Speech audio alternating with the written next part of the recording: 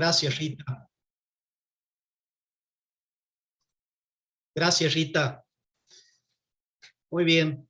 Bueno, saludamos muy especialmente también a Sebastián, a Ximena y a Susana, que han estado trabajando los encuentros previos en el marco de esta capacitación, y agradecerles muy especialmente los elementos que han puesto a disposición de los docentes para enriquecer sus propuestas.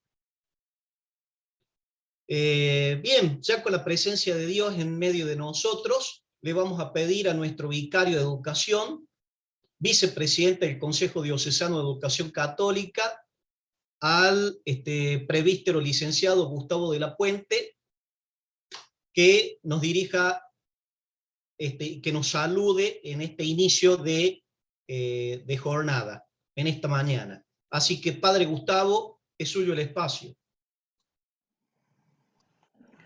Buen día a todos, a todas. Espero que este tiempo que han tenido de formación les haya sido útil.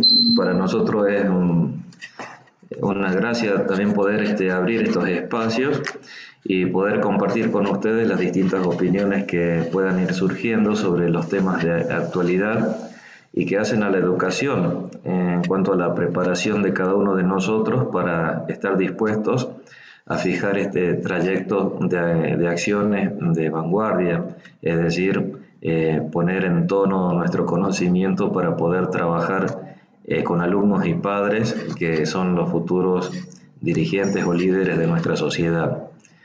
Entonces, primero quiero agradecerle a Ximena, a Javier y a Susana que se han ocupado de este espacio de formación y alentarlos a que nos sigan acompañando como lo han venido haciendo en estas jornadas también. Agradecerle a María Inés y a Miguel Ángel, que también nos acompañan de una manera más firme en estas cuestiones que hacen a la prevención de abusos sexuales y cuidados de ambientes sanos y seguros, ¿no? Así que bueno, a todos les dejo para que puedan continuar con este desafío desde lo personal, pudiendo también multiplicar hacia adelante todas aquellas cuestiones que son necesarias, no solo de modo humano, sino también desde la fe, que es lo que nos toca en nuestro ámbito. O sea, el cuidado de la dignidad, el respeto a la vida, la vivencia propia de la justicia. Todos tenemos que ir descubriéndonos, ¿no? Aceptándonos en nuestra identidad para poder hacer un reflejo en la sociedad con elementos que nos ayuden a construir armoniosamente. Y esto nos ayuda también la fe, ¿no? Los invito entonces a que desarrollen esta última jornada con verdadero entusiasmo y, bueno, darles a todos también la bendición, ¿sí? El Señor esté con ustedes. La bendición de Dios Todopoderoso, Padre, Hijo y Espíritu Santo, descienda sobre cada uno de ustedes y les permita esta jornada con alegría y paz. Amén. Amén. Amén.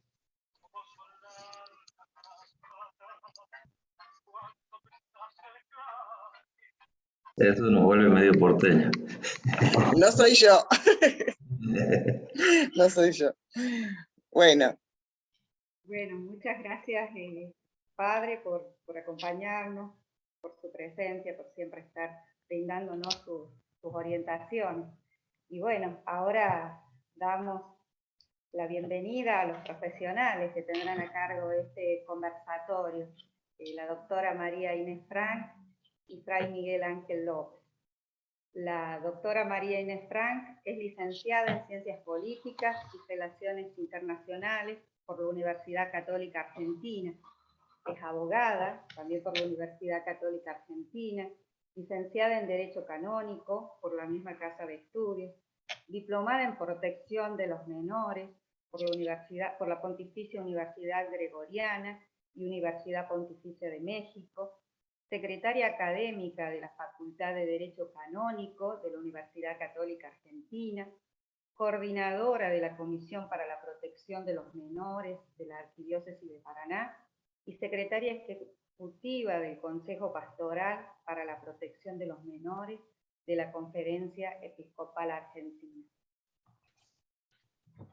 Bueno, el fray Miguel Ángel López, sus antecedentes: sacerdote, orden frailes menores conventuales, párroco de Olta, docente en Sagrada Escritura y en Historia, Espiritualidad y Pedagogía franciscana, acompañante y asesor pedagógico a equipos directivos de los centros de estudios franciscanos, ha sido consejero y asistente general para América Latina en el Gobierno General de la Orden en Roma, miembro de la Comisión Internacional de Justicia y Paz de la Orden Franciscana ante las Naciones Unidas, representante legal y director general de algunos centros de estudios de la Orden Franciscana en Argentina.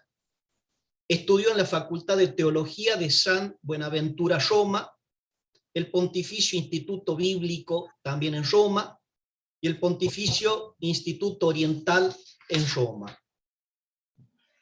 También en la Pontificia Universidad Franciscana de Roma también. Agradecemos a ellos este espacio de formación y deseamos que sea una exitosa y productiva jornada.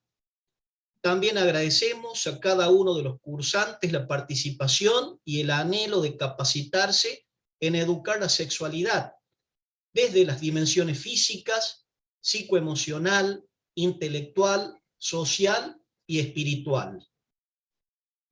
A continuación le damos la palabra a los capacitadores. En primer lugar, escucharemos a la doctora María Inés Frank sobre el marco legal para la educación sexual en Argentina. Muchas gracias, gracias Olga, gracias Luis, gracias padre. Muchas gracias por la invitación. Se me escucha bien, ¿no es cierto? Cualquier cosa ustedes me dicen. Perfecto. Ok, porque me ha pasado dar una clase de 1 hora y media en la facultad y que al final me hayan dicho no se estaba escuchando, así que me lo habían dicho al principio. Bueno, bien, entonces a mí me toca la parte legal, que suele ser la parte más aburrida, y a esta hora de la mañana espero que no contribuir al sueño de todos, pero voy a hacer lo posible para hacerlo lo más ágil que se pueda. Así que voy a dividirlo en 2 partes, breves partes, no se asusten. Una, sobre el marco legal internacional, que no es menor saberlo, es un tema muy importante, por lo menos tener una idea de que existe y qué temas abarca. Y el segundo ya, el marco legal nacional de la Argentina en cuanto a la educación sexual, a los programas de educación sexual. Entonces, voy a compartir ahora la pantalla de la primera parte. Si me dan un segundo. Ya está. No, en la Argentina no, justamente este. Ah, no, está bien. Perfecto. Ahora viene la parte internacional. Bueno, entonces, hay algo que a veces no se dice demasiado. Vamos a ponerlo del principio, y que es que la educación sexual, que es una ley, parte de una ley argentina que establece un programa nacional de educación sexual integral, pero como toda ley se enmarca en un sistema legal, un sistema jurídico que la Argentina ha definido con determinadas órdenes y jerarquías. En este sistema jurídico, cuando hablo de la normativa internacional, me refiero sobre todo a algo que está al mismo nivel que nuestra Constitución. Ustedes saben, y ahora lo vamos a ver, que hay una pirámide jurídica en nuestro país y en todos los países, en general, en todas las democracias, todas las repúblicas, en donde algunas leyes tienen mayor jerarquía que otras y no deben ser contradecidas. Entonces, la Ley de Educación Sexual Integral, la 26150, como decía, se enmarca en un plexo jurídico, en un conjunto, en una armonía jurídica que tiene como norma principal, que debe ser siempre tenida en cuenta, la Constitución Nacional y los tratados internacionales sobre derechos humanos aprobados con rango constitucional con la última reforma de la Constitución en el año 1994. Constitución Nacional y tratados internacionales son como el referente para todos, no solamente para la educación sexual integral, sino para todas las leyes, para todas las políticas públicas, para todo lo que se haga en este nivel en la Argentina. Y después hay varias leyes nacionales de las cuales vamos a hablar en la segunda parte. Pero en esta primera parte quería centrarme sobre todo en el punto de los tratados internacionales. Esta es nuestra pirámide jurídica. Es importante conocer. Nosotros tenemos, arriba de todo, como el documento legal más importante y que no puede ser contradicho, la Constitución, y a partir del 94, estos tratados internacionales de derechos humanos, que tienen la misma jerarquía. Luego tenemos los concordatos y los demás tratados, que no son estos de derechos humanos, porque estos están por encima de los demás tratados, pero tenemos otros tratados que se hayan firmado, que la Argentina haya firmado, y los concordatos, por ejemplo, el acuerdo de la República Argentina con la Santa Sede, con una jerarquía inferior a la Constitución y a los tratados de derechos humanos, pero superior a lo que sigue después, que son las leyes. Las leyes como, por ejemplo, la educación sexual integral es una ley, 26.150. Y además tenemos, después de las leyes, disposiciones administrativas de distinto tipo, que bueno, acá no vamos a hablar mucho de eso, pero bueno, más o menos esta es la jerarquía. ¿Por qué resalto esto? Porque todo tiene que ser puesto en su lugar y tiene que dialogar una instancia con la otra. Pero claro, si nos centramos solamente en el punto 3, nos vamos a olvidar del punto 1, que es fundamental para hablar de derechos humanos. Y acá estamos hablando de derechos humanos. Para ponernos un poco tono, dijimos que el primer documento, la primera ley argentina, es la Constitución Nacional. Esta Constitución Nacional tiene algunos artículos importantes, sobre todo uno, que a veces bueno, sobre todo no, hay 2 o 3, pero este a veces se olvida de mencionar, y que es que la educación primaria queda bajo el régimen provincial, según nuestra Constitución. Quiere decir que cuando la Argentina, los argentinos, los representantes de la nación argentina, como dice el preámbulo, se reunieron para ver cómo nos organizábamos, allá por 1853, con varios intentos previos, se reunieron para ver cómo nos dábamos una constitución, cómo nos organizábamos, cómo las provincias argentinas se unían, las provincias se unían para formar la República Argentina, se acordó que una serie de cuestiones se delegaban en el gobierno nacional, las provincias lo iban a delegar en el gobierno nacional, y otras cosas no, otras cosas se las iban a reservar las provincias. Entre ellas, la administración de justicia, el régimen municipal y la educación primaria. Por eso, si bien la Ley de Educación Sexual 26.150 es una ley nacional, las provincias la adoptan en la medida que adhieren a esa ley. Antes de que se sancionara la Ley de Educación Sexual Integral, esto es en el año 2006 que se sancionó, algunas provincias ya tenían sus leyes provinciales de educación sexual o sus programas de educación sexual basados en alguna ley provincial. Muy bien, cuando se sanciona la ley nacional, no rige automáticamente para todas las provincias, sino a medida que las provincias van adhiriendo. La mayor parte hoy de las provincias argentinas adhirió a la ley nacional, pero es importante saber que es una delegación, que no es una delegación automática, sino que la Constitución establece que todo lo que se refiere a la educación primaria, y algunos entienden a la educación en general, está bajo el régimen provincial y solamente se adoptan las políticas nacionales en la medida en que se adhiere. Esto es un comentario nomás porque en realidad ya prácticamente todas las provincias han adherido a esta ley. Se están preparando algunas reformas de esta ley de educación sexual integral, y en esas reformas, vamos a verlo al final, se dice que la educación sexual y que la ley nueva, la que vaya a salir, es de orden público. ¿Qué significa esto? Que en ese caso sí debe ser aceptada por todas las provincias, sin que se requiera una adhesión explícita. Pero bueno, eso es un tecnicismo, pero tiene su importancia. Bueno, nuestro artículo 14, que ya todos ustedes lo saben, el derecho de profesar libremente el culto, de enseñar y aprender, son derechos constitucionales ya de 1853, no son de la reforma nueva, son de la primera constitución que sancionamos los argentinos. Bien, entonces, decíamos bien que además de la Constitución teníamos una serie de tratados de derechos humanos, tratados internacionales de derechos humanos, que en la última reforma de 1994 se habían asumido con jerarquía constitucional, con rango constitucional. En el caso de lo que se refiere a la educación sexual, podemos encontrar algunos aspectos de derechos humanos en estos tratados que están aquí enumerados. Son más los tratados de derechos humanos, pero algunos son muy específicos y no mencionan nada vinculado con la educación sexual. Concretamente ningún tratado menciona, o sí, algunos sí mencionan el de la Convención sobre Eliminación de toda forma de discriminación sobre la mujer, menciona algunas cosas, pero en general vamos a tener que buscar, cuando miremos estos tratados, lo que dicen en cuanto a la educación, en primer lugar. A la educación y a la distribución de competencias, la familia, los padres, las escuelas, el Estado, cómo esto se regula y cómo, más que regularse, cada parte va viendo reflejados sus derechos en estos tratados y sus obligaciones. No solamente sus derechos, sino también sus obligaciones. Esto es lo que vamos a conversar un poquito en estos minutos. Es decir, ¿qué derechos se reconocen a las familias, a las escuelas, al Estado, en estos tratados de derechos humanos relacionados con la educación y por extensión a la educación sexual? Vamos uno por uno. Disculpen, pero a mí me parece importante ir a la fuente, ir comentándola, porque después ustedes van a poder buscar esta fuente cuando ven, por ejemplo, entre paréntesis 3 puntitos, significa que decía otras cosas que no se referían a la educación y por eso fueron eliminadas, pero ahí saben que hay un pedacito que yo quité para poner en esta presentación. O sea que lo pueden buscar y lo pueden encontrar.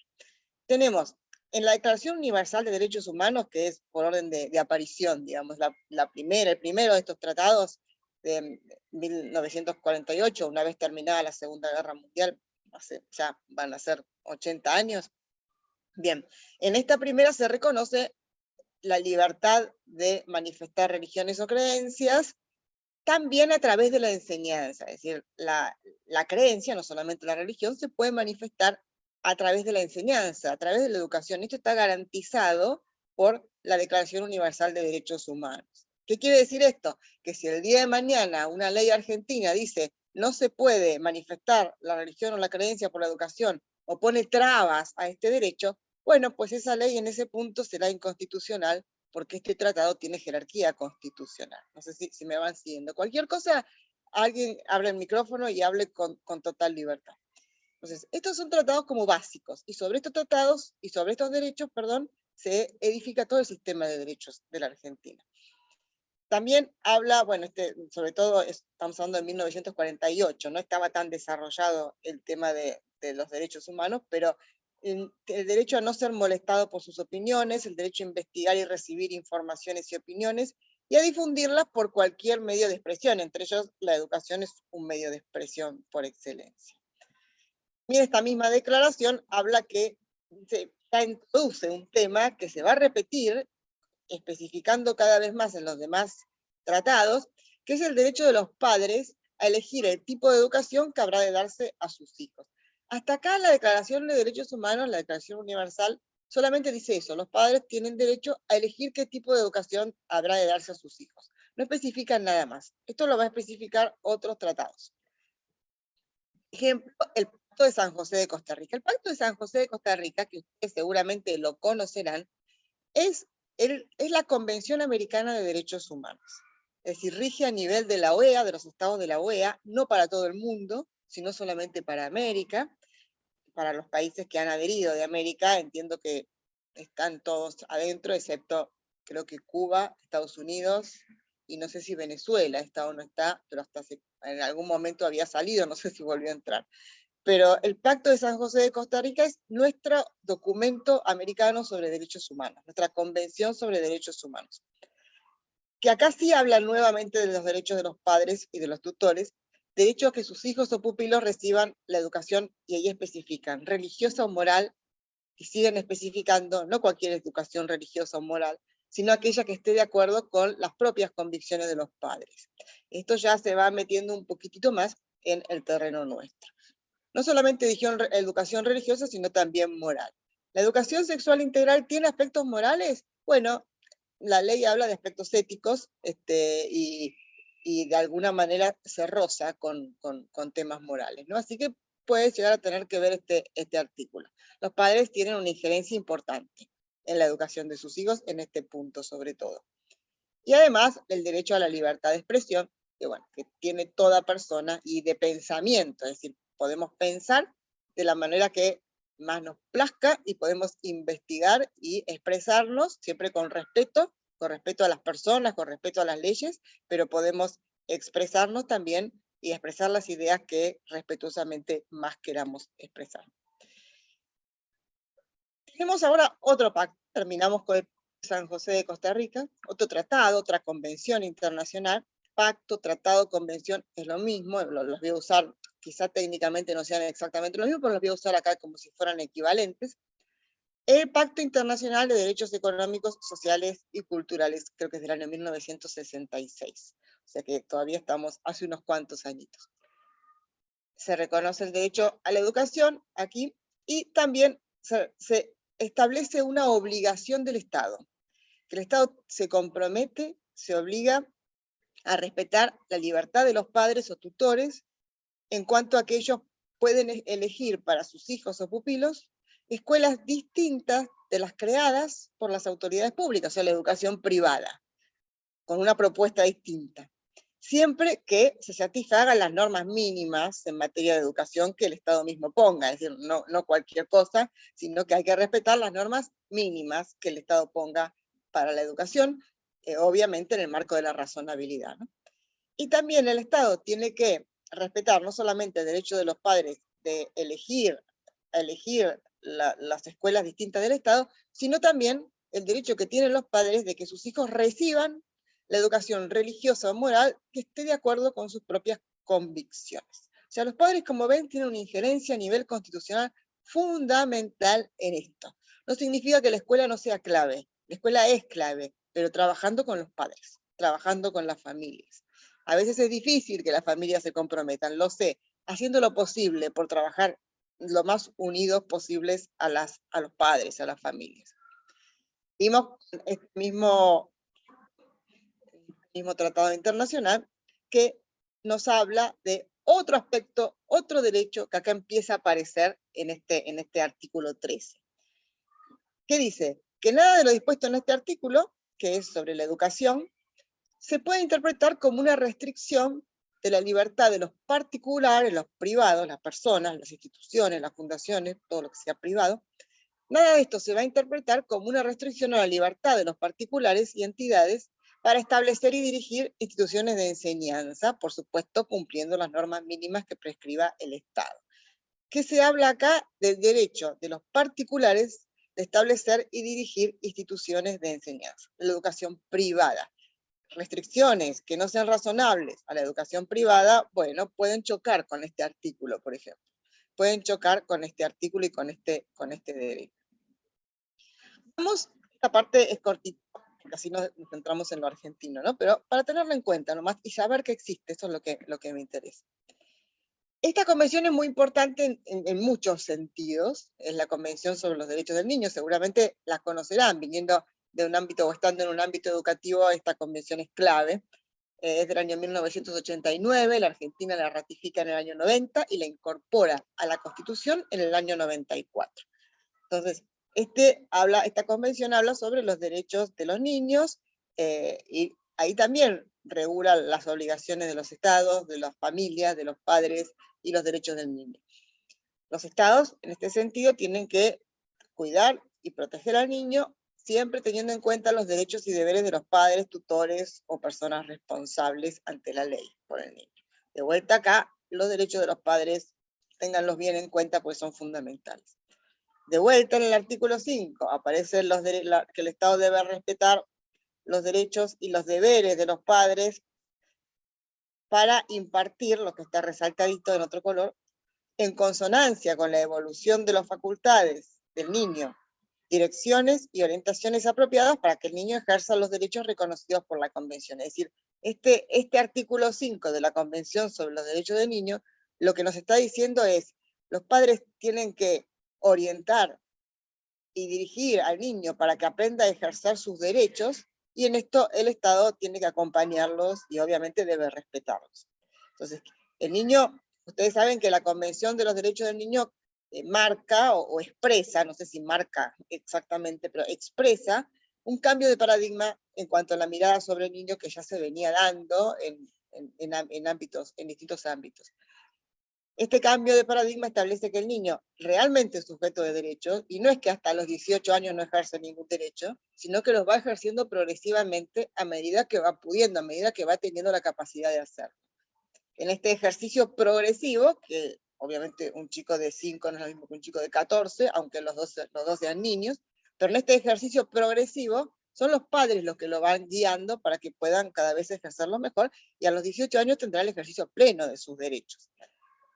Pero en este camino, si bien los padres son los que toman de la mano al niño y la van guiando, el Estado acompaña y el Estado respeta. Esa es la función del Estado, ¿no? Entonces, esta es la Convención de los Derechos del Niño, que acá tiene algunos artículos más sobre el derecho del niño a la libertad de pensamiento, de conciencia, de religión. Si alguien, recién creo que se abrió un micrófono, pero si alguien quiere hablar, hable porque yo no los veo.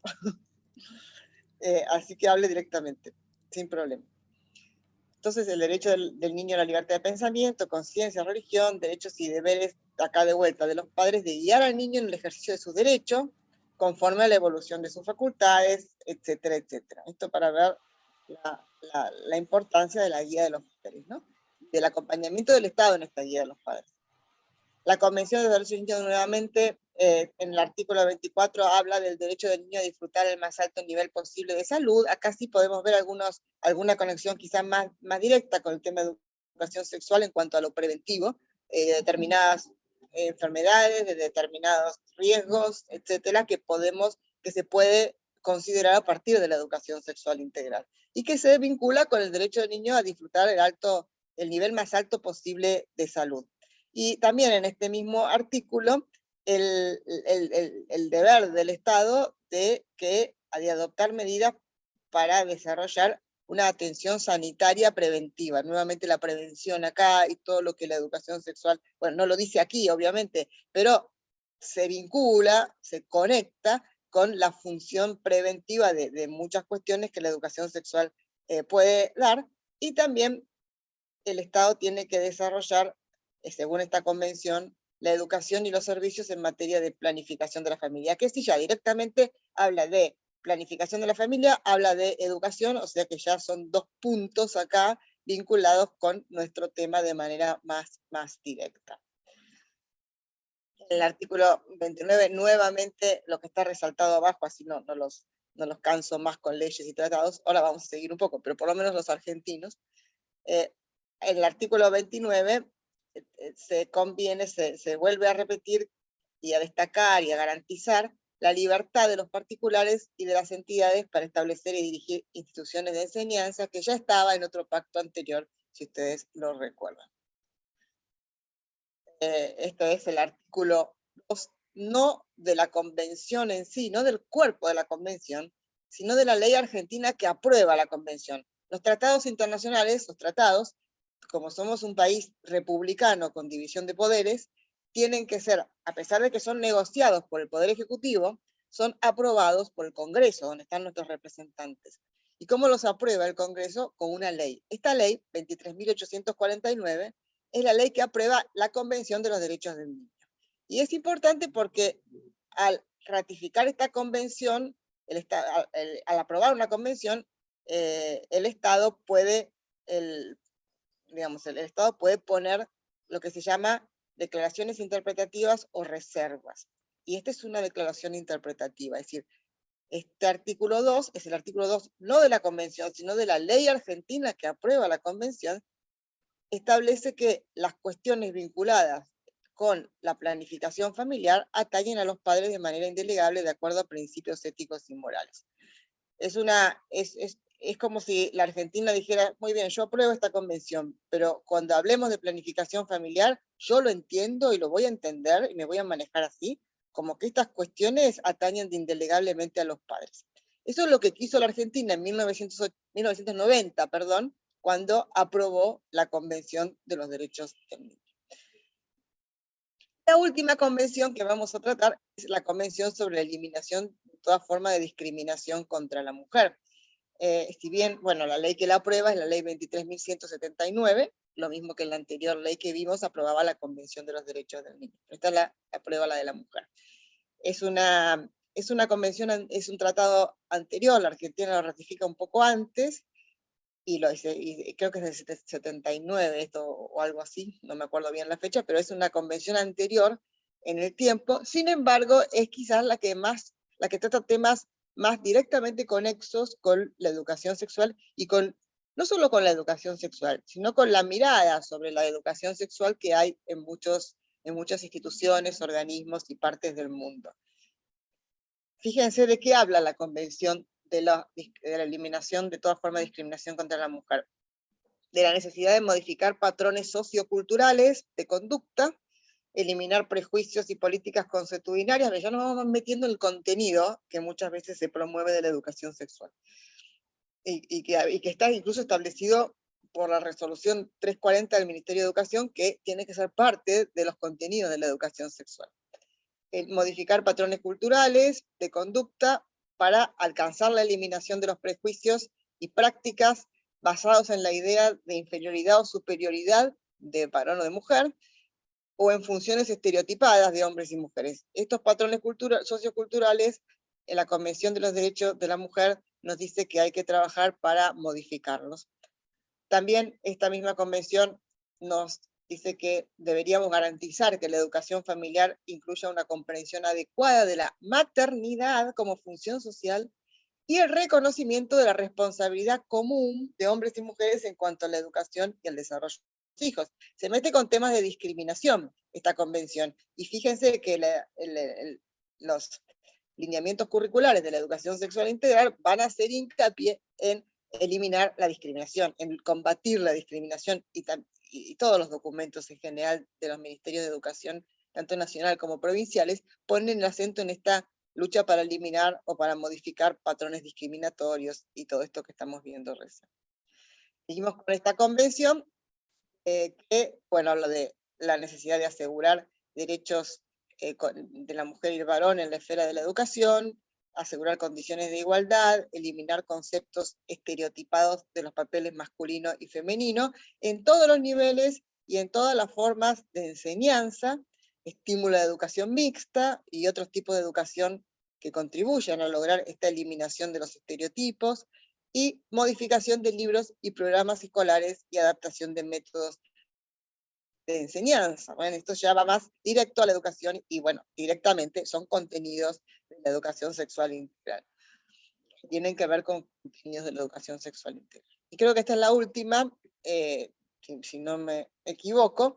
También la Convención sobre la Eliminación de toda forma de discriminación contra la mujer nos habla de la importancia de eliminar discriminación contra la mujer en todo lo relacionado con el matrimonio y las relaciones familiares, también temas conexos con la sexualidad y directamente vinculados, y también el derecho a la información, la educación y los medios que permitan a la mujer decidir libre y responsablemente el número de sus hijos y el intervalo de los nacimientos, planificación familiar. Acá ya es un tema directamente que no hay duda que corresponde a la educación sexual.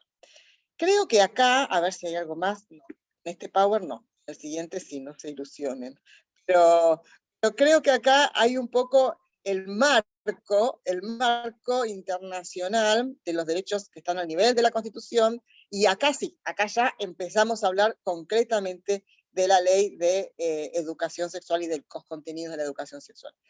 Antes de seguir con el próximo PowerPoint, no sé si me autorizan los organizadores, Olga, si alguien quiere hacer algún comentario, pregunta o lo que fuera, quizás, no sé, Olga, si está autorizado esto. Sí, sí, Marina, sí. Si alguien quiere comentar o hacer alguna pregunta o una duda. Antes de pasar al otro tema, que es lo argentino. Si no, sigo, nadie me...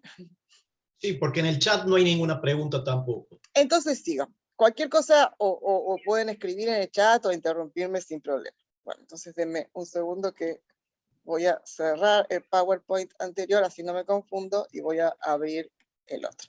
Listo. En el chat pusieron clarísimo todo lo que presentaron. Bueno, porque yo tengo un trauma, confieso, que es como soy abogada y los abogados solemos ser aburridísimos, no quisiera caer en este problema, pero bueno, intentaré evitarlo. Bien, entonces, ya ahora sí, ahora vamos a lo nacional, vamos a ponerlo en modo presentación, así se ve grande y claro, y vamos a lo nuestro. No es que lo otro no sea lo nuestro, sí es lo nuestro, pero vamos a la normativa nacional.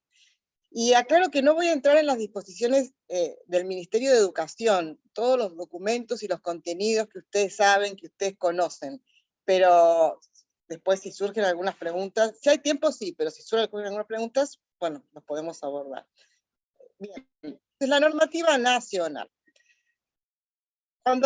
Si abrimos la ley 26.150, vamos a ver que esta ley se enmarca en otras leyes, las menciona. Dice que la ley de educación sexual, el programa de educación sexual integral, se enmarca en estas leyes.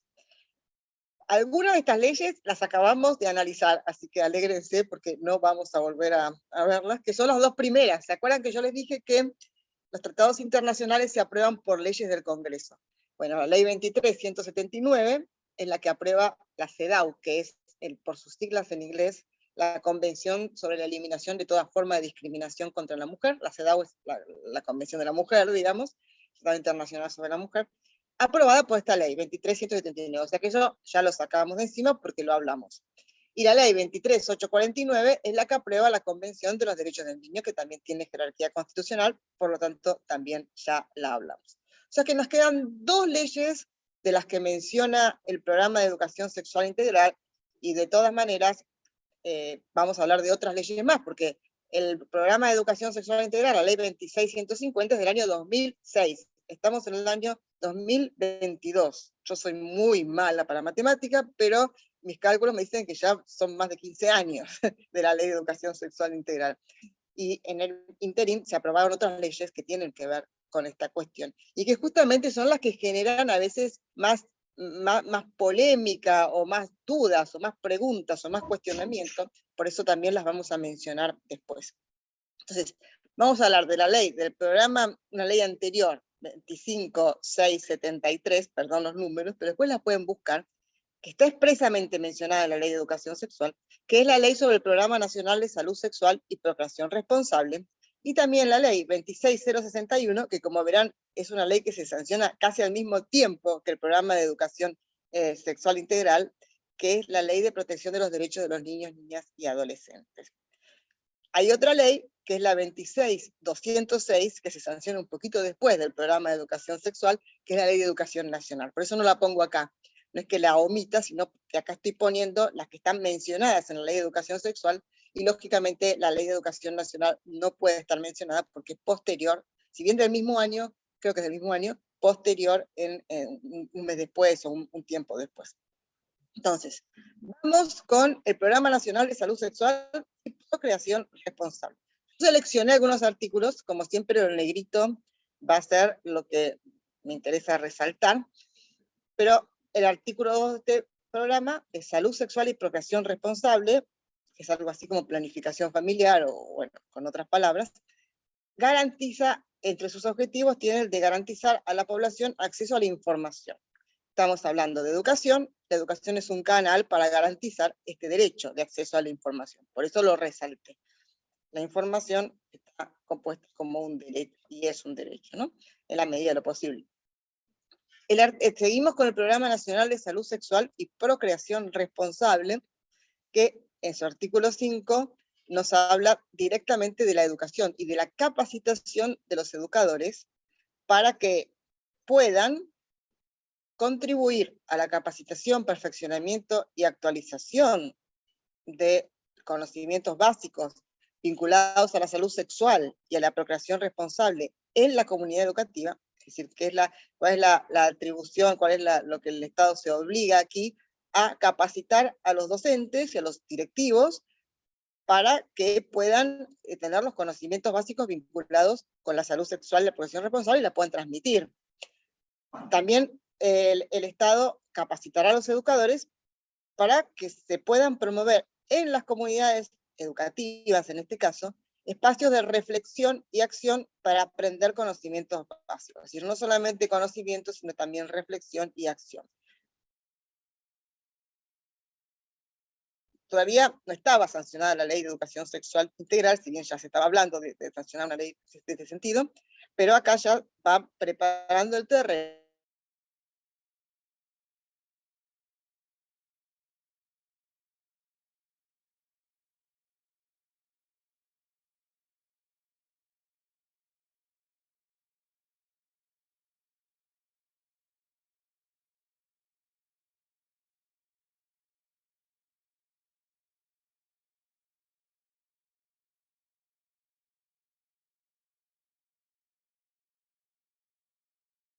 en en la ley de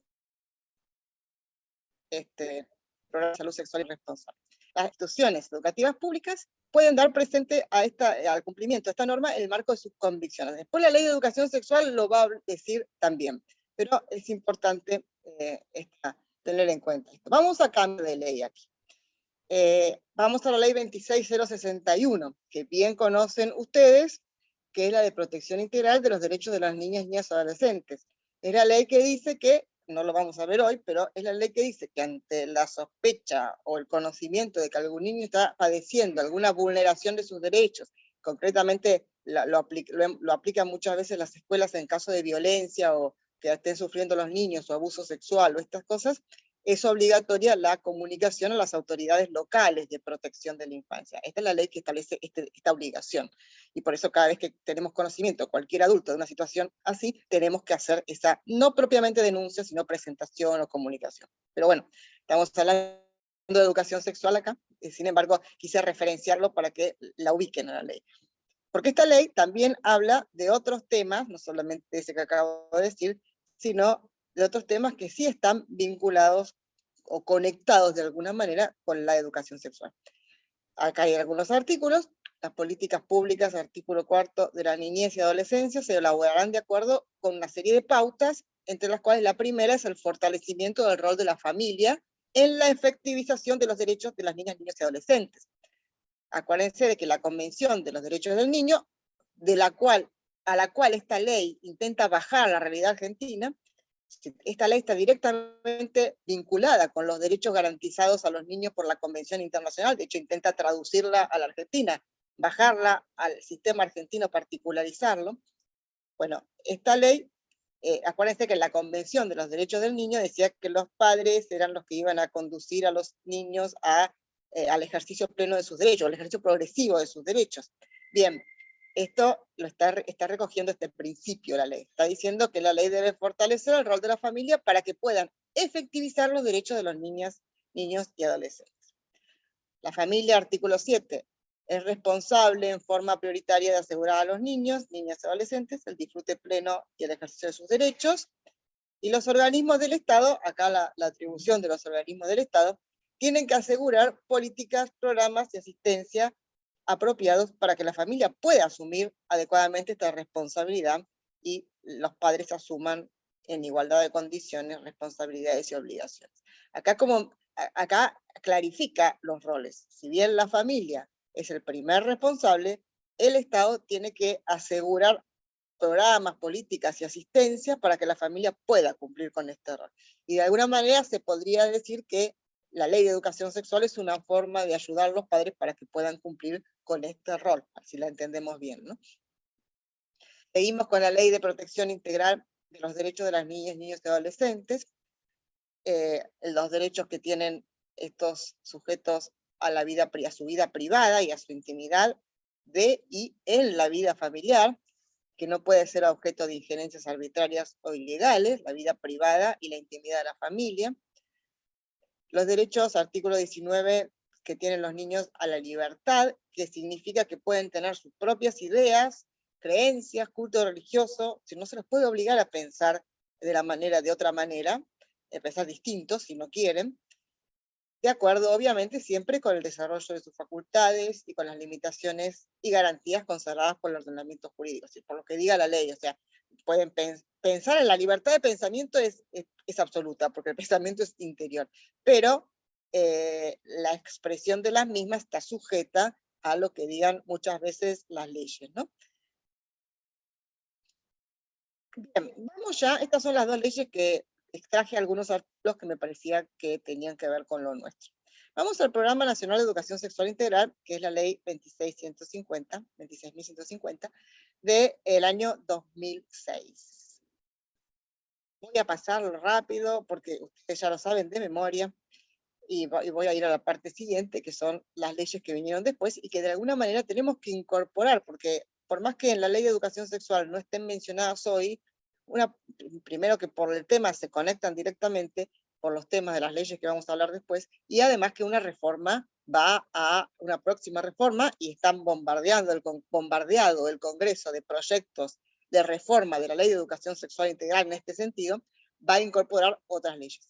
Pero bueno, la Ley de Educación Sexual dice que la educación sexual es un derecho de todos los educandos, y que articula aspectos, por eso es integral, biológicos, psicológicos, sociales, afectivos y éticos. Acá la ética aparece, hablábamos de que los tratados internacionales decían que los padres tenían el derecho de elegir o de que sus hijos fueran educados en sus propias convicciones morales y religiosas. Usa la palabra moral, los tratados. Sé que hay una diferencia, una distinción entre ética y moral, pero sin embargo, bueno, acá se nos habla de ética que tiene mucho que ver.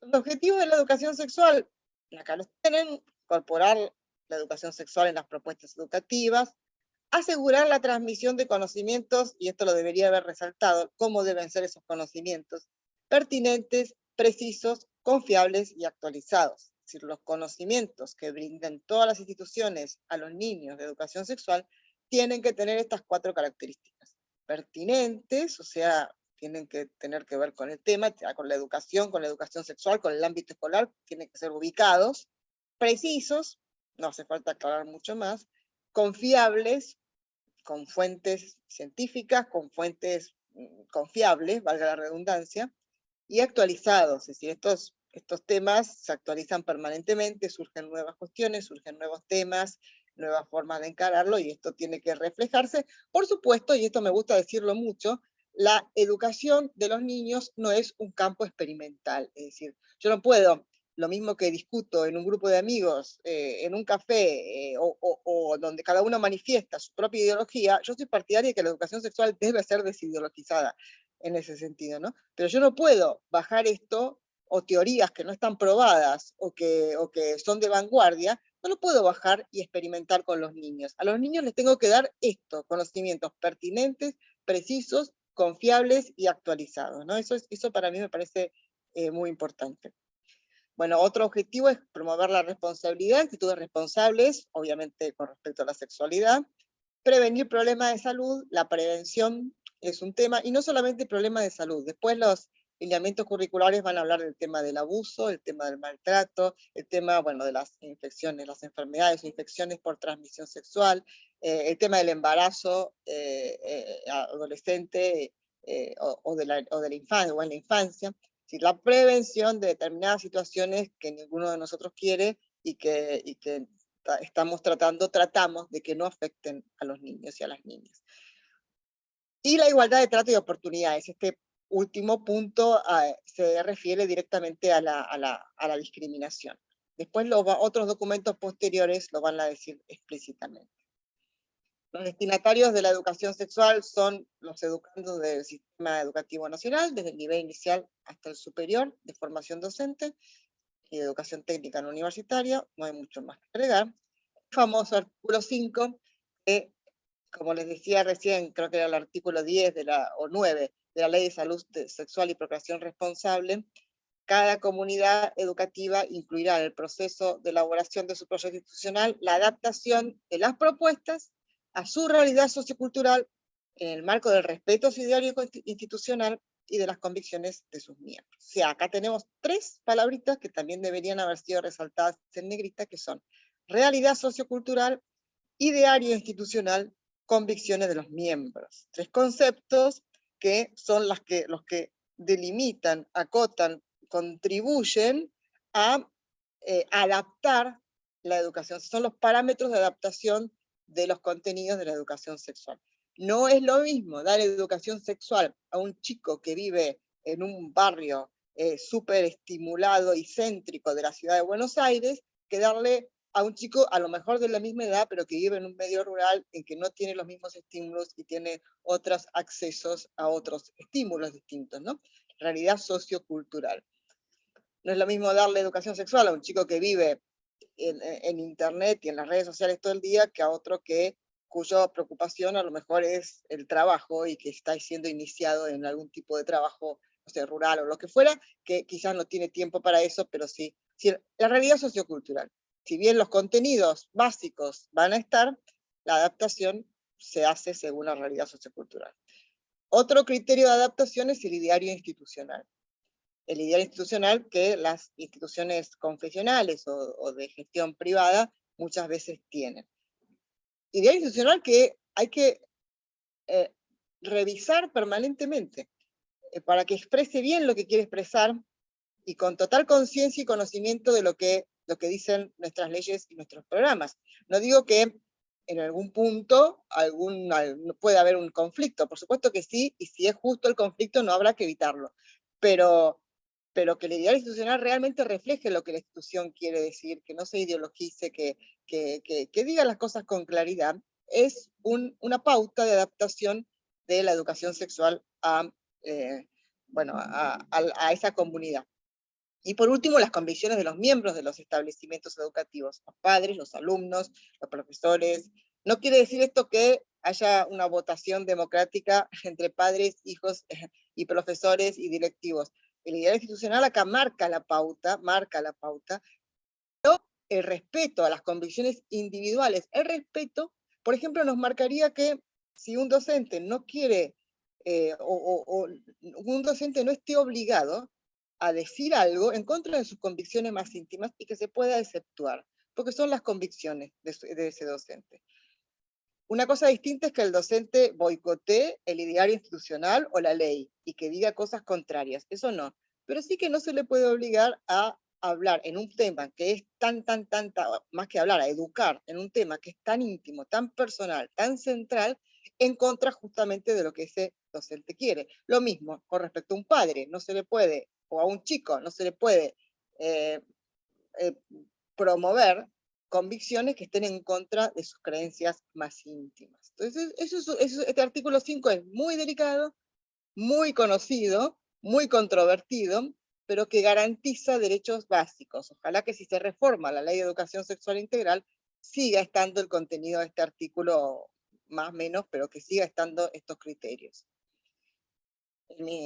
Esto habla de que el Ministerio va a dar los lineamientos curriculares y que se van a respetar los programas y las actividades de las jurisdicciones, es decir, de las provincias, los que yo les decía que ya estaban cuando se generó la Ley de Educación Sexual Nacional, o de las provincias que en su momento no adhirieron a la ley por el momento y tenían otros programas de educación sexual. Se van a respetar y se van a articular con la ley nacional. Esto es lo que dice el artículo 6. Ven que las provincias tienen mucha injerencia, aunque no parezca, en la adopción de estas políticas. Cada jurisdicción deberá difundir los objetivos de la ley. Acá, por ejemplo, la jurisdicción son las provincias y la Ciudad de Buenos Aires. Estas son las prerrogativas que tienen. A la provincia le corresponde difundir los objetivos de la ley, diseñar propuestas de enseñanza en función otra vez de la diversidad sociocultural local, diseñar y producir y seleccionar materiales didácticos. Esto lo hace mucho Nación, pero la verdad es que la ley dice que le corresponde también a las provincias. Seguir, supervisar y evaluar el desarrollo de las actividades, esto le corresponde a las provincias. Sin embargo, también lo hace mucho Nación, y en los proyectos de reforma de la Ley de Educación Sexual esto está mucho más marcado, esta supervisión por parte del Estado Nacional. También tiene la provincia el deber de diseñar programas de capacitación docente y de incluir los contenidos y la didáctica de la educación sexual en la formación de los educadores. Todo esto son cuestiones que la ley dice deberá hacer la provincia. Si la provincia no lo hace, Nación lo hace. Así que en eso es interesante jugar con el federalismo y, digamos, cumplir cada uno su rol. También las jurisdicciones, las provincias, deben organizar espacios de formación para padres, y la ley se aplicará gradual y progresivamente. Bueno, ya vamos 15 años de la ley, creo que son 15, sí, o 16, o algo así. Bueno, tenemos acá, creo que acá ya termina, la Ley de Educación Sexual Integral, que han tenido la paciencia de ir siguiendo conmigo. Aparecen otras leyes después, que son las que ahora están también en cuestión cuando hablamos de la educación sexual integral. Son estas: la Ley de Educación Nacional, la Ley de Matrimonio Igualitario, la Ley de Identidad de Género, la reforma del Código Civil, es decir, el Código Civil y Comercial nuevo, y la Ley de Interrupción Voluntaria del Embarazo, la Ley del Aborto, entre otras. creo que a lo mejor hay alguna otra más que sí me haya pasado, pero son las que generalmente más se mencionan. Estas leyes, como decía, se aprobaron, se sancionaron después de la Ley de Educación Sexual, pero sus contenidos tienen mucho que ver. En el caso de la Ley de Educación Nacional, la primera de todas, directamente podríamos decir que se enmarca la Ley de Educación Sexual en la Ley de Educación Nacional. Se debería enmarcar. Así que esta es la que vamos a ver primera, solamente en los puntos en que me pareció que se referían o que podían conectarse más directamente con la educación sexual, con el programa de educación sexual. Entonces, la Ley de Educación Nacional nos habla de los fines y los objetivos, en sus primeros artículos, los fines y los objetivos de la política educativa nacional. Acá ya estos F, P y B son el número, la letra del inciso, no es que haya puesto cualquier letra, no es A, B, C, a propósito es F, P y B. Como verán, hasta la B corta, o sea que son muchísimos los fines y objetivos de la política educativa nacional. El F nos habla de asegurar condiciones de igualdad, respetando diferencias entre las personas, sin admitir discriminación de género ni de ningún otro tipo, o sea, la no discriminación. También brindar conocimientos y promover valores que fortalezcan la formación integral de la sexualidad, la educación sexual integral, responsable.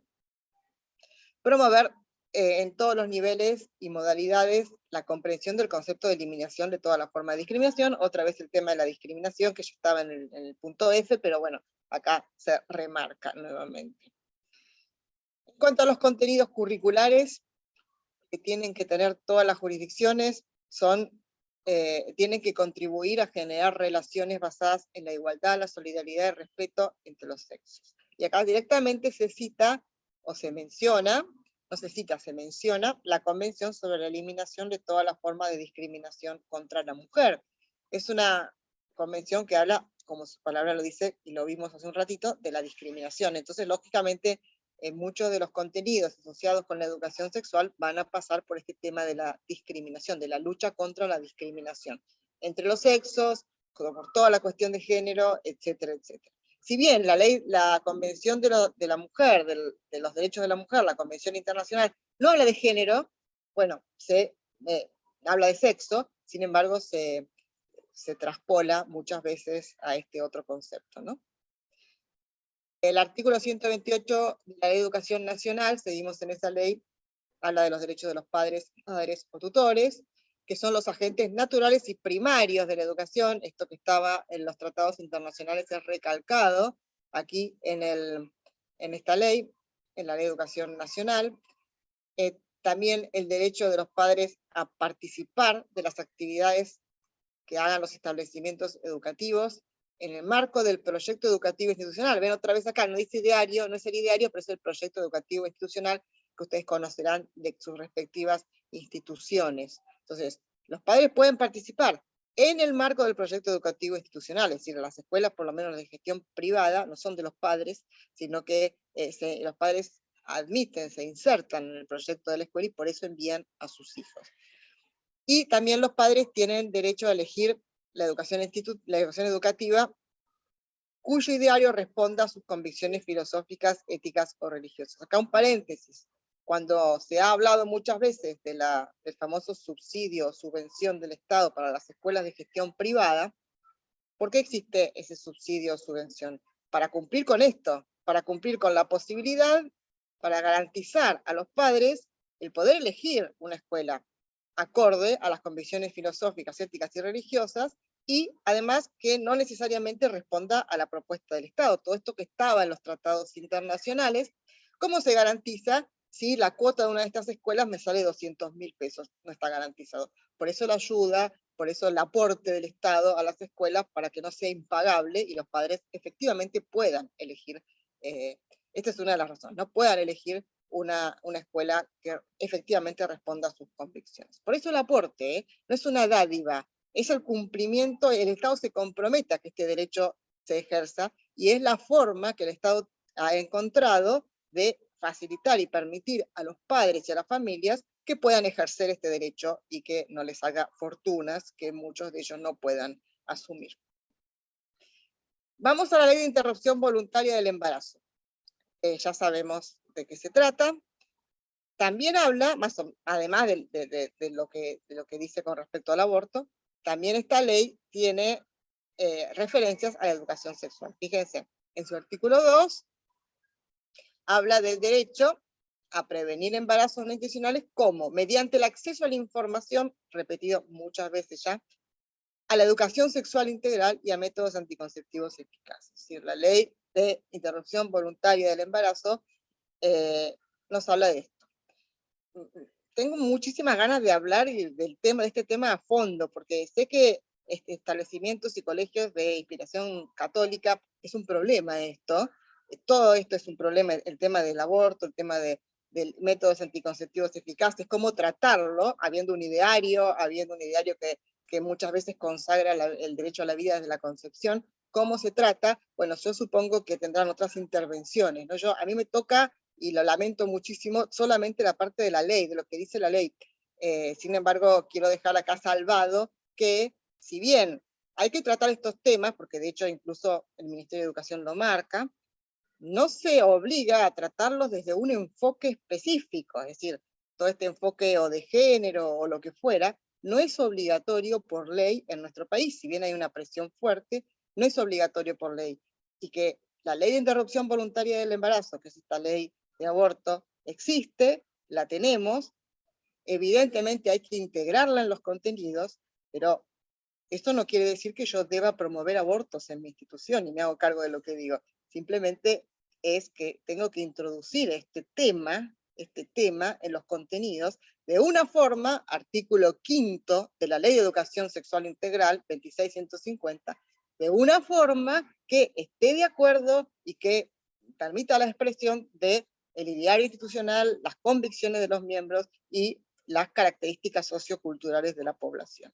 Eso como una aclaración. Este tema está y otros temas también están, y también está la libertad de cada institución de dar este tema, que la tiene que dar, si en eso no es libre, pero sí de la posibilidad de darlo con una mirada sobre la sexualidad que sea propia de la institución, siempre en el respeto a las leyes y en el respeto, lo cual es más importante, a las personas concretas que uno tiene delante y que bueno, son temas muy delicados que hay que capacitarse mucho y a veces tener un don muy particular para poder transmitirlos adecuadamente. Pero esto no significa que no deban transmitirse adecuadamente.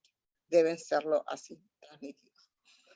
La ley, bien, vimos con la ley de acceso a la interrupción voluntaria del embarazo, nos habla en su artículo 13 de la educación sexual y de la responsabilidad de implementar la ley de educación sexual.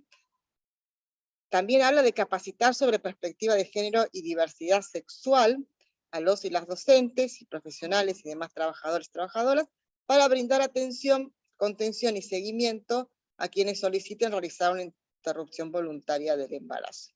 Acá, así como a los funcionarios públicos y las funcionarias públicas que actúan en dichos procesos. Por eso, esta ley, que no es solamente la Argentina en el año 2020 consagró o reconoce o habla del aborto y establece un supuesto derecho al aborto, no es esto solamente lo que hay que tener en cuenta de esta ley, sino todos los demás puntos en los cuales directamente se conecta con contenidos de educación sexual, como por ejemplo, este inciso. Por eso la importancia de capacitarse, la importancia de conocer nuestros derechos, y por eso la primera parte de este encuentro, que fue, ojo, hay una constitución y hay unos tratados internacionales que dicen muchas cosas, y de las cuales también se desprenden otras muchas, que podrían llegar en algún punto, esperemos que no, a entrar en colisión con normativa de jerarquía inferior. Entonces, por eso la complejidad quizás de esta presentación, por la cual pido disculpas, porque es complejo el tema, es muy complejo el tema en este momento. Hay algunas reformas legislativas, bueno, lo mismo con respecto a, no quiero ser más pesada, porque ya quiero dejar un tiempo para preguntas y comentarios, y sé que después a las 10 directamente tienen otra charla, así que tampoco quiero, no sé si les van a dar un recreo o no, pero bueno, eso ya me excede. Hay otras leyes que tienen que ver con esto, Perdón, antes de esto, hay otra ley que, que la mencioné, pero no la analicé por este tema, que es la ley de identidad de género. De vuelta, todo el tema de género, es una ley que ustedes ya saben, que permite el cambio de sexo registral y quirúrgico, con determinadas condiciones para los que son menores de 18 años, y con libertad para los que son adultos, mayores de 18 años, que también se incorpora todo este tema a los contenidos de la educación sexual. Vale lo mismo que dije, creo yo, para la ley de interrupción voluntaria del embarazo. Estos contenidos están no solamente en las leyes, no solamente que por ley tienen que darse, sino que están en la vida. Y a veces las escuelas tienen miedo de darlas. Y yo me parece que hay que sacudirse un poco ese miedo y hay que capacitarse, formarse para darlos de una manera que sea confiable, precisa, pertinente y actualizada, como dice la Ley de Educación Sexual, y además, como dice el artículo 5, adaptados, que el criterio de adaptación y de la mirada que se dé esté fundamentado en las características socioculturales de la población, el ideario, repito, de la institución y las convicciones de los miembros. ¿Es fácil? No es fácil, pero es apasionante y se puede. Y en nuestro país, gracias a Dios, se puede. Hay libertad para hacerlo. Posibilidad, bueno, en cuanto a algunas reformas legislativas, reformas de leyes, que creo yo que hay que estar atentos porque en cualquier momento se reforman y tienen que ver con nuestros temas, es una ley anterior, bastante más anterior, que es la ley contra actos discriminatorios, la ley 23.592, está también el Congreso Nacional bombardeado de proyectos de reforma de esta ley, es una ley más vieja todavía que la de educación sexual, que es la 2650, bastante más vieja, y bueno, hay mucha demanda de actualización y de incorporación de temas de género, etcétera, etcétera, al concepto de discriminación. Y después también está en reforma, en proceso de reforma, con muchos proyectos de reforma, todavía no se ha tratado. En algún momento se trató y después cayó ese tratamiento, la ley misma de educación sexual integral, sobre todo el artículo 5, y bueno, y incorporando otros temas, sobre todo el monitoreo del Estado nacional, a cómo se dan los programas y demás puntos. Son muchos proyectos y distintos de reforma de esta ley que no viene al caso tratar aquí. Entonces, hay que estar atento a estas reformas, porque cuando ustedes lean en los medios que se reformó alguna de estas leyes, habrá que buscarla y habrá que leer qué dice y en qué afecta a la educación sexual y a cómo se da la educación sexual. Yo creo que con esto terminaría la parte aburrida. Y ya tengo gente, qué emocionante. Y si quieren dar hablar, decir algo, preguntar, si no yo puedo seguir con más temas, pero sigo acá las directivas de la organización. Sí, habiliten el micrófono si quieren hacer alguna consulta, alguna pregunta, algún aporte. Mientras, claro que este PowerPoint yo no se lo di a Olga, pero se lo puedo dar, o sea, no tengo problema, si ustedes después lo quieren, nada, se los doy. Bien, sí, la verdad que sería muy útil para poder seguir trabajando con los pros. ¿Alguien quiere hacer alguna consulta? Habilita el micrófono. Hola, buenos días, ¿cómo les va? Hola, Silvia. ¿Cómo están? ¿Cómo andan? Me presento, yo soy la supervisora de la zona y te estaba escuchando atentamente en relación a la propuesta que vos estabas haciendo. Yo quiero hacer un aporte que la provincia tiene líneas de trabajo a partir del Plan Nacional de Prevención de Embarazo No Intencional, que es el Plan ENIA, y que está instalado en la provincia con una fuerte precapacitación y con un fuerte acompañamiento a todas las instituciones escolares. Por ahí no logra abarcarlas a todas, pero sí las escuelas hacen demanda en relación a lo que necesitan que se implementen las instituciones. Se puede hacer una fuerte injerencia de capacitación docente, que claramente está planificada ya hace cuatro años que está especificada dentro de la provincia, que es la capacitación docente en relación a ESI, y hace 2 años que se está trabajando con el plan ENIA. casualmente ayer tuvimos una reunión en donde se vuelve a planificar el hecho de poder hacer capacitaciones como más centradas en los docentes y en el marco de esas capacitaciones poder generar algunas estrategias de intervención institucional que permita que los docentes puedan ir de alguna manera transmitiendo aquello que han ido aprendiendo en las capacitaciones. Digo que esto en la provincia sí está sucediendo, y por ahí las escuelas confesionales podrían adherir de alguna manera a esta capacitación que es gratuita y en servicio, para aquellos docentes que no hayan podido acceder, ¿no? Digo, porque siempre está abierta la posibilidad, y que también generan espacios de acompañamiento desde Nación y desde la jurisdicción, y se establecen referentes institucionales, más la presencia de algún médico o de algún referente con formación en salud,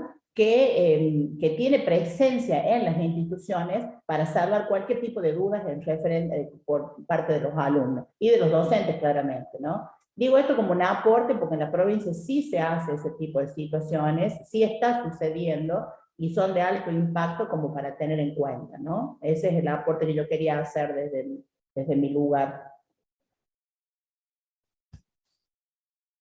Sí, es muy bueno que las jurisdicciones, las provincias tomen su rol en este tema. Así que gracias, Silvia, por el aporte.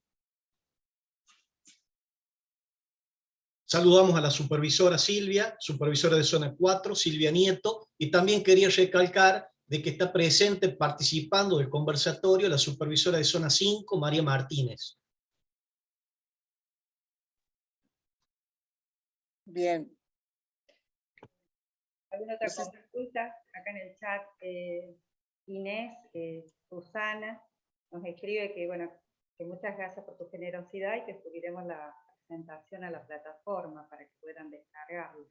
Sí, yo ya te la mando a vos, Olga, si te parece. Quizás un tema, si no hay más consultas, te voy a pasar una tercera presentación, no la voy a pasar ahora, la voy a compartir 2 minutos para que vean nomás, porque tenemos unos minutos todavía, que apunta algo que si bien no es una ley, son los lineamientos, tampoco los lineamientos curriculares, la resolución 340, que ustedes la conocen, pero fíjense de buscarla capaz del Ministerio de Educación de la Nación, del Consejo Federal, en realidad, que son los ministros provinciales de todas las provincias. Entonces aquí, están viendo la pantalla, me parece, no, sí, ahí está.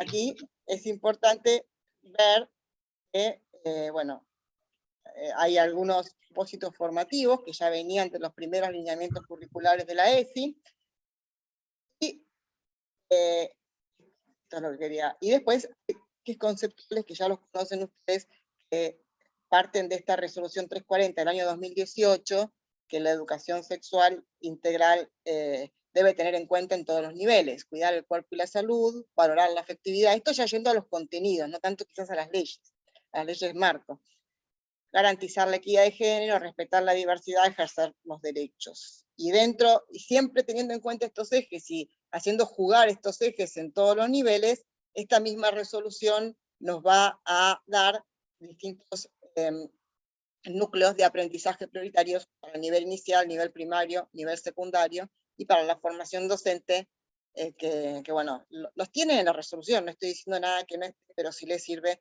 también les puedo pasar los NAPs, obviamente están mínimamente resumidos para que puedan entrar en un PowerPoint, en una presentación, pero hay contenidos. Esto es lo que yo les decía, estos contenidos se van enriqueciendo, estos contenidos se van modificando, y hay que tener en cuenta esto, y estos sí son obligatorios que consten en la educación sexual, obviamente de acuerdo a las etapas de desarrollo de los chicos, y algunos están solamente en los niveles superiores, pero en el nivel inicial tenemos todos estos que decía, que en el nivel primario acá hay otros más, que son más, obviamente se va incrementando a medida que el chico va creciendo y se va pudiendo hablar más, explicitando más los temas, y para el nivel secundario también hay núcleos de aprendizaje prioritarios que están vinculados muchas veces con estas nuevas leyes que yo les decía que existen, el tema del aborto, el tema de la salud reproductiva, el tema de la identidad de género, etcétera, etcétera, etcétera. Y el nivel secundario, bueno, acá tenemos este PowerPoint, también se los puedo dar, pero no es más que la resolución traducida a PowerPoint. No sé si... Gracias por tu generosidad, Inés. Y acá, bueno, continuando con la lectura del chat, dice Silvina, gracias Inés, súper interesante esto de la pertinencia en la ESI. También nos dice, bueno, clarísima la presentación, todo muy claro, excelente, muy interesante y necesario, nos dice Romina.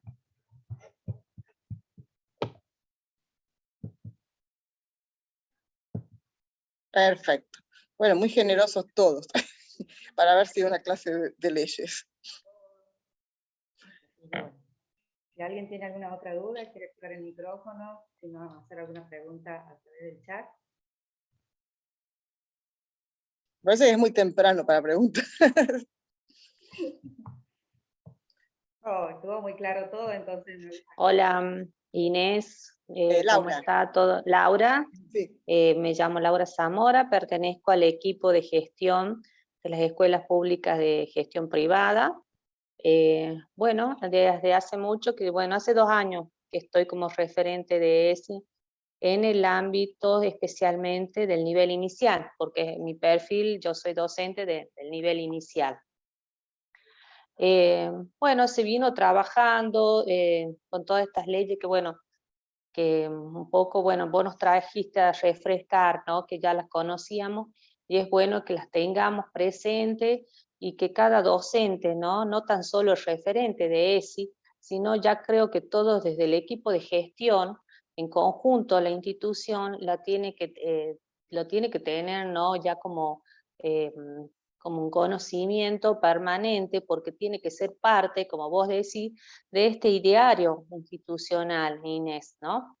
Porque las leyes nos están interpelando. Yo puedo tener un pensamiento, pero cuando yo ya tengo una ley que me está interpelando a trabajar algún contenido referente a los 5 ejes de la ESI, yo creo que es algo ya para empezar a reflexionar entre la institución, y ya tiene que estar institucionalizada ya la ESI, ¿no? No es como un contenido aparte, ya desde eso, por lo menos desde el nivel inicial, que yo vengo trabajando con los referentes jurisdiccional de nivel inicial, siempre se trató de eso, que la ESI ya forme parte, ¿no? Institucionalizada ya en la institución, teniendo en cuenta todos estos aspectos que atraviesan, psicológicos, emocionales, biológicos, ¿no? Así que bueno, vos fuiste muy clara, Inés, y bueno, espero que esto nos sirva como agente multiplicador. Si no están todos los docentes, sería bueno que la próxima estén los docentes presentes y que se vea el trabajo reflejado sobre todas las instituciones confesionales y de gestión privada, ¿no? Que eso ya empiece a fluir, digamos, ¿no? Con respecto a la ESI. Así que bueno, no sé si alguien me quiere hacer alguna pregunta o más o menos está bien lo que yo, o sea, ¿les quedó claro?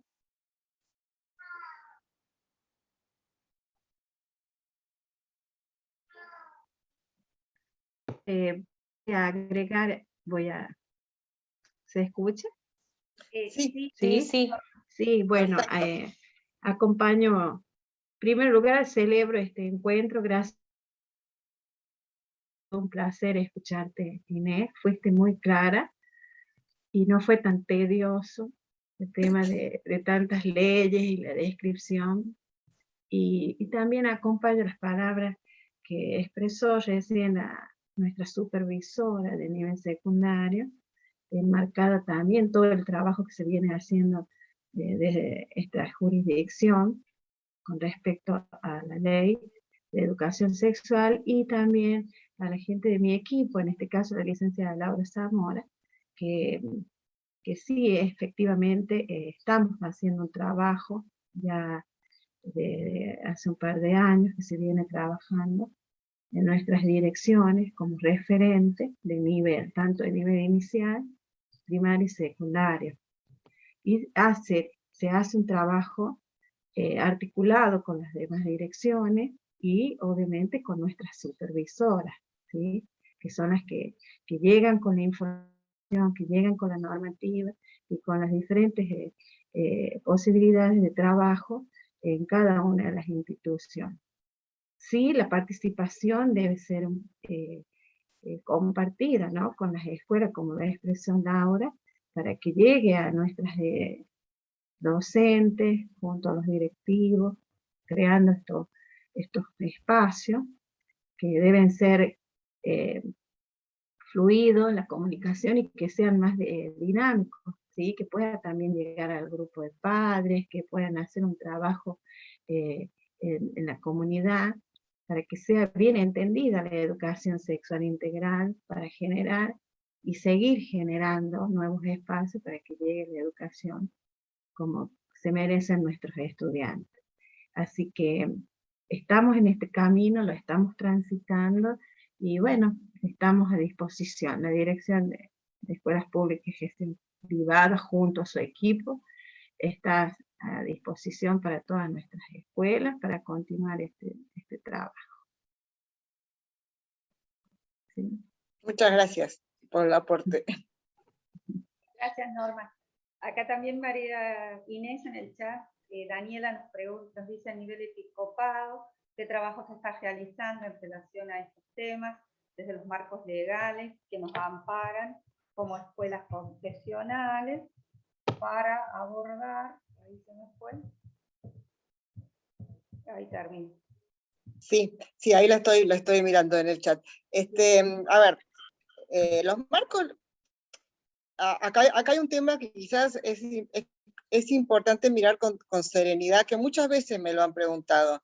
Si las escuelas confesionales podemos dar, lo voy a decir claramente, podemos dar educación sexual con este tipo de leyes. Sí, claro que sí. Justamente lo que quise decir al principio de todo, y el episcopado, a mi entender, no tiene gran cosa que hacer. El marco legal ya está dado. Es decir, las escuelas confesionales, como toda la educación privada, tienen asegurado por tratados internacionales la posibilidad de dar educación sexual de acuerdo a las convicciones de los padres. Este juego está, por supuesto que vivimos a veces épocas conflictivas, pero esto no significa que algunos desacuerdos o que pueda haber, que puedan pasar, lo mismo algunos docentes que se puedan sentir presionados a dar determinados contenidos, que no se puedan resolver en el marco de lo que ya está, de las leyes que ya están y de los acuerdos que ya están.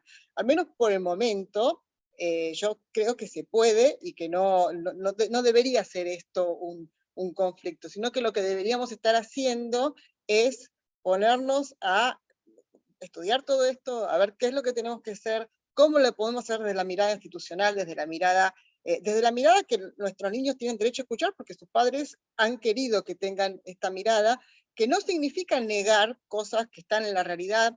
Por más que nosotros no abordemos un tema en una escuela confesional, que claramente si está ordenado por la ley, es una razón para abordarlo, pero además otra razón para abordarlo es que es un tema de la realidad probablemente, que el niño vea, no bien sale de la escuela, y que lo mejor es abordarlo en la escuela, porque se lo aborda con los fundamentos científicos, el conocimiento, el espacio de calma necesario para poder abordar estos temas que son tan centrales.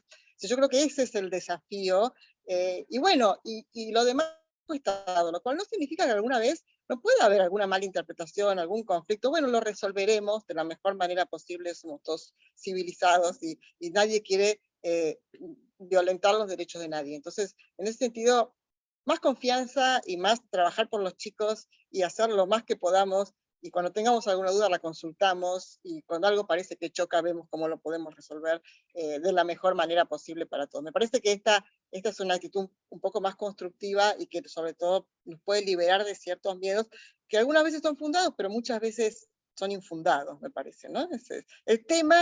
El tema mismo es un tema delicado. El tema mismo es un tema que a uno le da un poquitito de cosa cuando se acerca, porque involucra muchas cuestiones muy íntimas, muchas historias personales.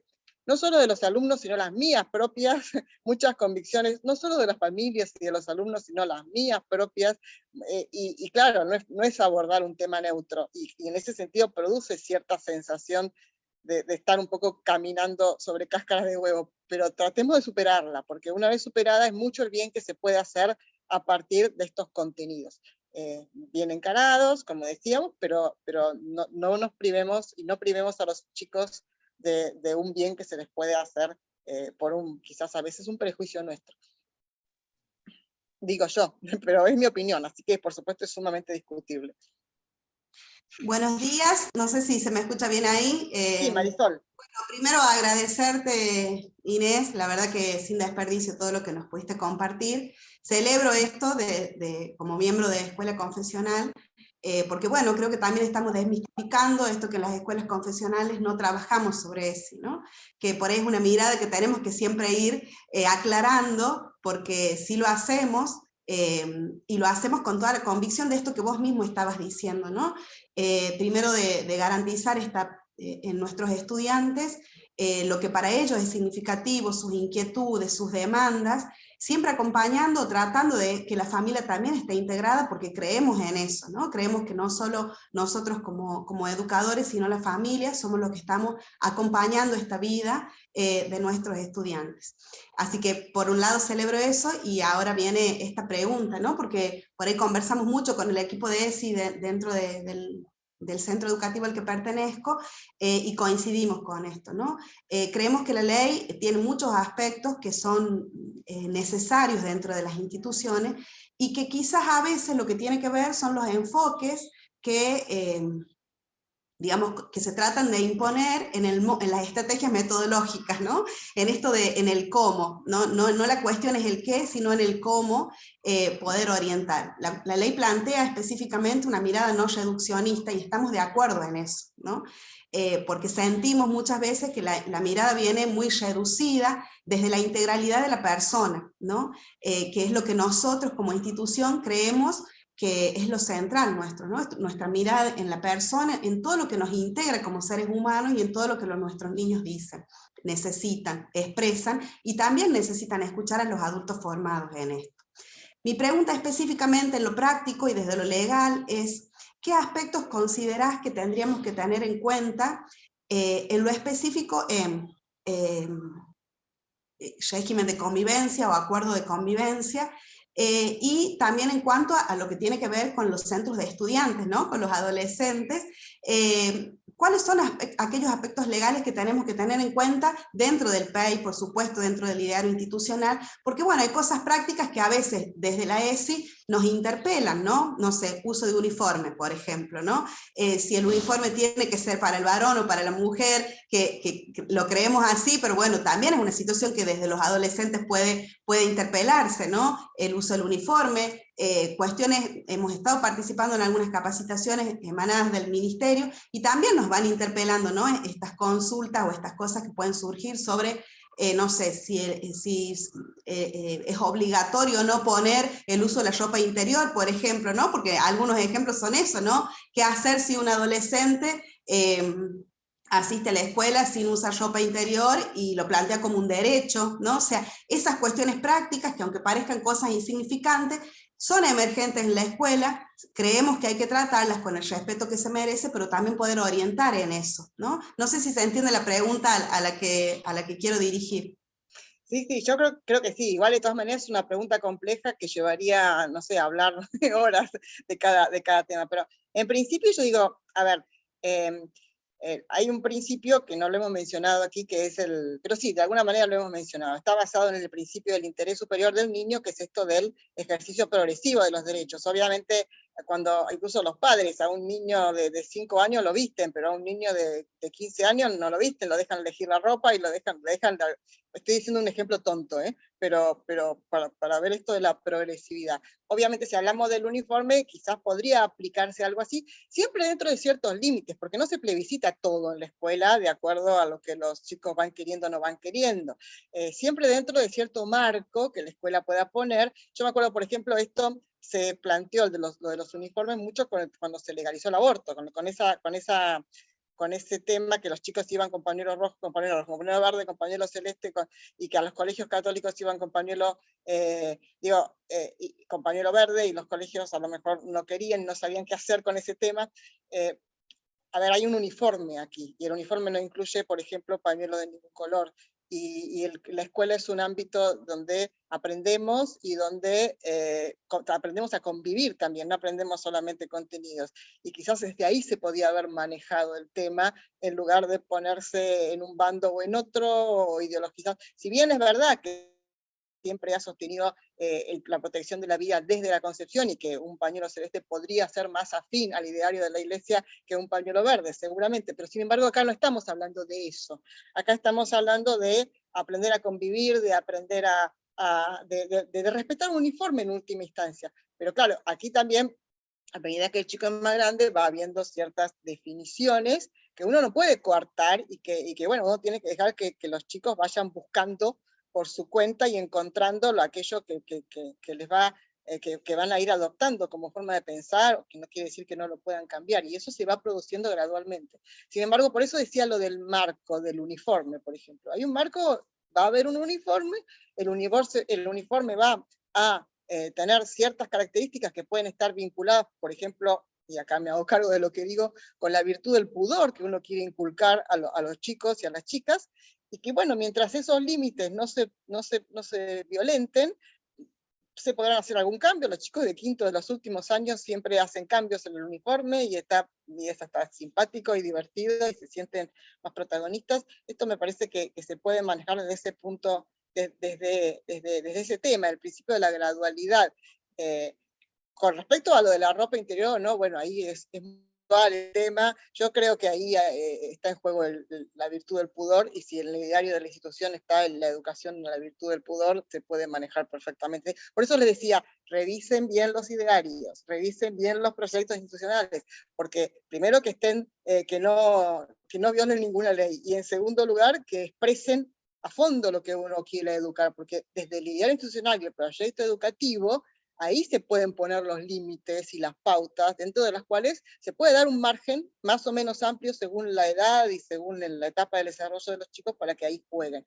Pero me parece que es toda una definición escolar esa, que puede llegar a ver. Y ustedes saben más que yo, que a veces los chicos usan muchos temas para confrontar porque están en la edad de la confrontación, y no porque realmente haya un desacuerdo y un conflicto profundo de base, y a veces es uno el que escala el conflicto y lo hace pasar de un nivel de confrontación propio de la edad a un nivel profundo que en realidad no lo tiene. No sé si me estoy expresando bien lo que quiero decir. En eso, bueno, ustedes son más astutos que yo, porque conviven con los chicos diariamente, pero me parece que esto también es importante, mantener los niveles de conflicto y no escalar cuando la verdad que no hay un conflicto, o que hay algo propio de la edad, ¿no?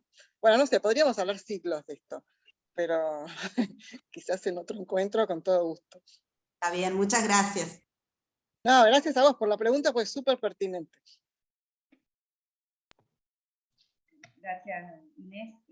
Siguiendo con la lectura del chat, Silvina nos dice: muchas gracias, Inés, sobre todo poder hacer cumplir la integralidad de la ESI en nuestros colegios confesionales. Bueno, el rol de los padres, dice Leo Bustos, el rol de los padres o tutores de los chicos es fundamental. Otra pregunta que hacía Marisol, otra parte que me salté, que es lo de los centros de estudiantes. Yo no tengo problemas con los centros de estudiantes, sí me parece que la escuela no es un ámbito, o por lo menos las que tienen determinados idearios, no son ámbitos para política partidaria. Y en eso quizás más adelante sí, en la universidad es distinto, pero la escuela, yo cuidaría mucho eso por un tema de armonía, de comunión, de aprender a convivir, ¿no? Fundamentalmente. Pero centros de estudiantes, para cuestiones de los estudiantes, me parece un ámbito muy bueno para participar.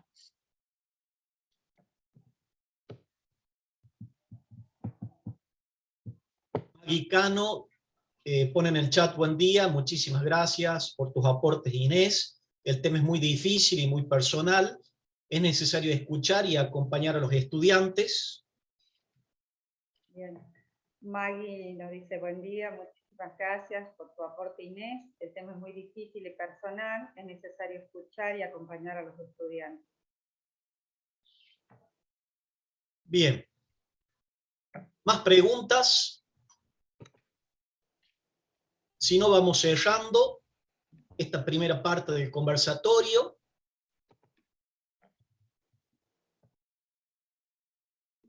Bueno, si les parece, muchísimas gracias, Inés. Muy claro lo suyo. Esperamos verla en una próxima oportunidad y espero que esa oportunidad, por gracia de la providencia, se dé pronto. Muchas gracias a ustedes, y bueno, que les vaya muy bien en la próxima presentación, que doy por descontado que va a ser así mejor que esta.